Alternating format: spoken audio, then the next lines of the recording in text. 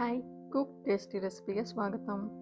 ದೋಸೆ ಹಿಟ್ಟಿಗೆ ಬೇಕಾಗಿರೋ ಸಾಮಗ್ರಿಗಳು: 1 ಗ್ಲಾಸಷ್ಟು ದಪ್ಪ ಅಕ್ಕಿ, 1 ಗ್ಲಾಸಷ್ಟು ಮಲ್ಗೆ ಅಕ್ಕಿ, 1 ಗ್ಲಾಸಷ್ಟು ಉದ್ದಿನಬೇಳೆ, ಸ್ವಲ್ಪ ಅವಲಕ್ಕಿ, ಸ್ವಲ್ಪ ಹೆಸರುಬೇಳೆ, ಸ್ವಲ್ಪ ಮೆಂತ್ಯ, ರುಚಿಗೆ ತಕ್ಕಷ್ಟು ಉಪ್ಪು. ಈಗ ಹೇಗೆ ಮಾಡೋದು ನೋಡೋಣ.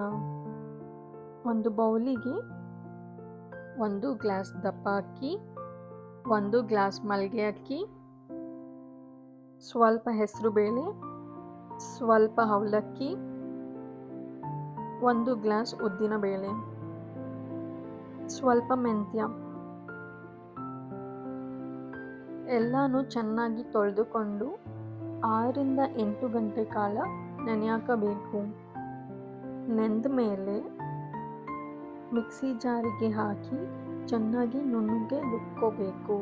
ರುಚಿಗೆ ತಕ್ಕಷ್ಟು ಉಪ್ಪು ಹಾಕಿ ಚೆನ್ನಾಗಿ ಕೈಯಾಡಿ ಓವರ್ನೈಟ್ ಸೋಕ್ ಮಾಡಿದರೆ ಈ ರೀತಿ ನಿಮಗೆ ನೊರೆ ನೊರೆಯಾಗಿರುವ ದೋಸೆ ಹಿಟ್ಟು ರೆಡಿ. ಧನ್ಯವಾದ.